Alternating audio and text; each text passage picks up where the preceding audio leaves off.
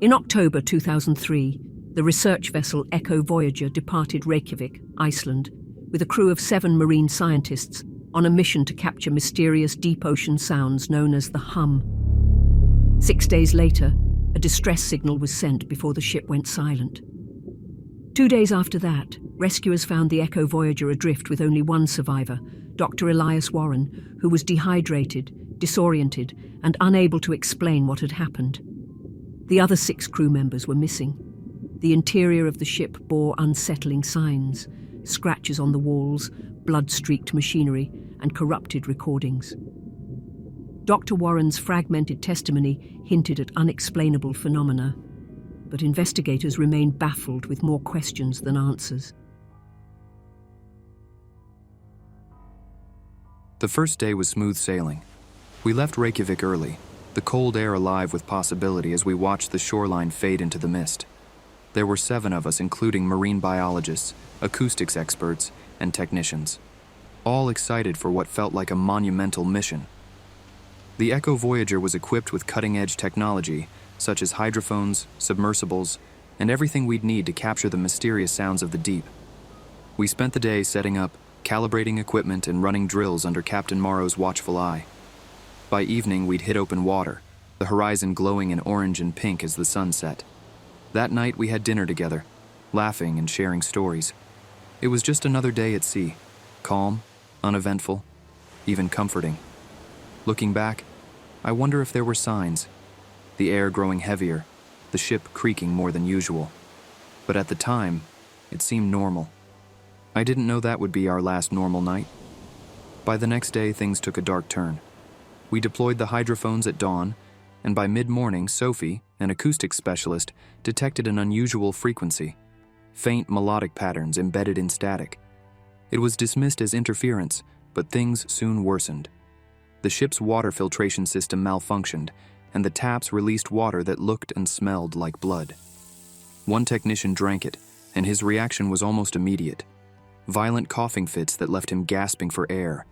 Blood and fragments of teeth spilled from his mouth, his body convulsing as he collapsed to the floor. Despite our attempts to help, his condition deteriorated rapidly, ending in a grotesque and agonizing death. We were left horrified and unable to explain it.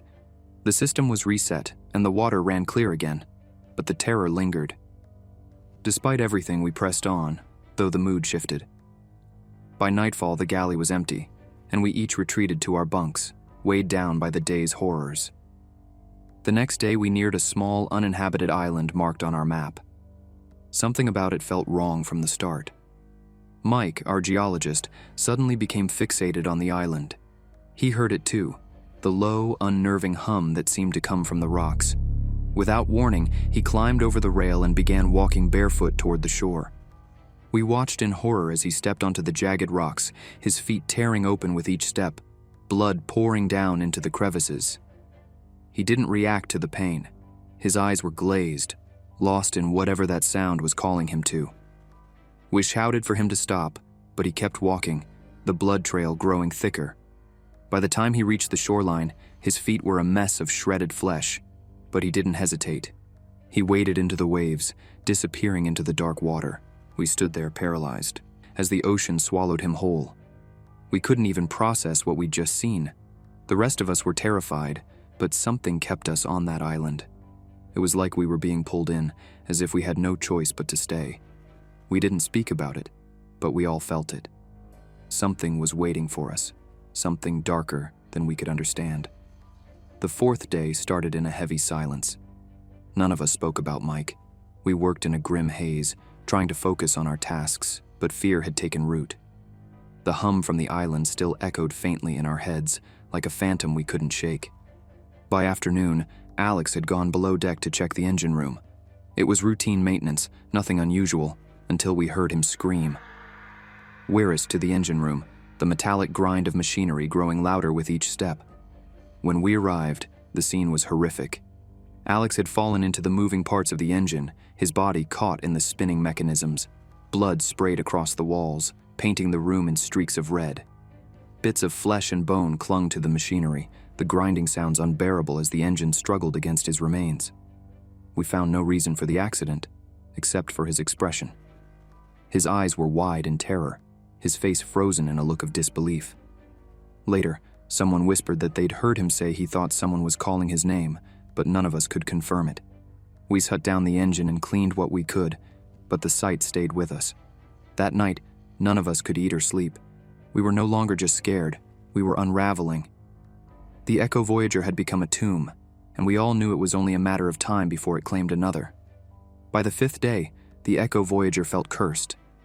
Each creak of the ship, each gust of wind carried the weight of impending doom. We were down to 4, but even that felt like a fragile number, like the sea itself was picking us off one by one. Sophie was the first to crack. She barricaded herself in her cabin, refusing to join us for meals or discussions. When I went to check on her, I found her huddled on the floor, whispering to herself.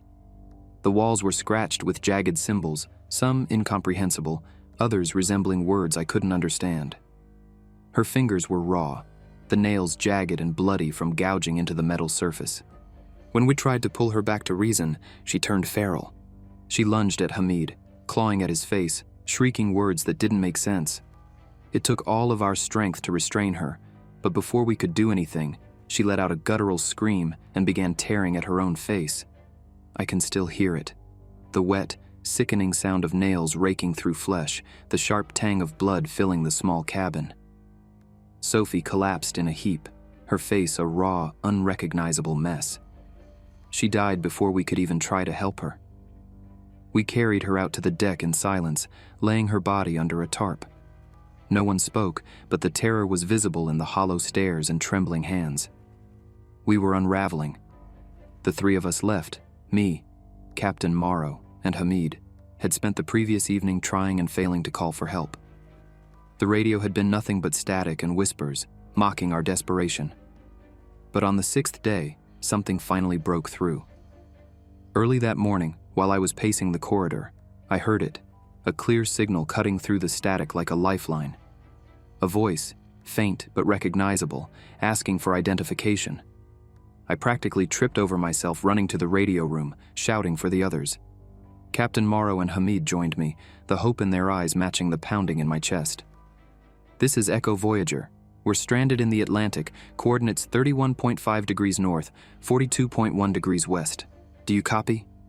Captain Morrow barked into the mic, his voice shaking with urgency. There was a pause. Then, static crackled, followed by a faint response. "We've received your signal. Sending rescue. ETA approximately 24 hours. Hold tight." Relief washed over us like a wave. We weren't alone anymore. Help was on the way. For the first time in what felt like an eternity, I saw Captain Morrow smile, a small, weary gesture that briefly lifted the suffocating weight in the air. That evening, as the sun dipped below the horizon, plunging the ocean into shadow, I noticed Hamid standing on the deck. He was staring at the water, his posture unnervingly rigid, as if listening to something only he could hear. At first, I didn't think much of it. Maybe he was processing everything, trying to hold on like the rest of us, but then I saw him clutching something behind his back, a glint of steel. Captain Morrow must have noticed too, because he approached Hamid cautiously. "Hamid," he called gently, his voice a blend of authority and concern. Hamid didn't respond, his gaze fixed on the water. The captain placed a steadying hand on his shoulder, trying to snap him out of whatever trance he was in. And that's when it happened. Hamid spun around, eyes blazing with unbridled rage, and thrust a knife into the captain's side. The motion was quick, brutal, and final. The captain gasped, stumbling back as blood poured from the wound, staining his uniform and the deck beneath him. But Hamid wasn't finished. He lunged again, stabbing with wild, frenzied motions, as if something else entirely was driving him. Each strike echoed with a wet, sickening sound. "Hamid! Stop!"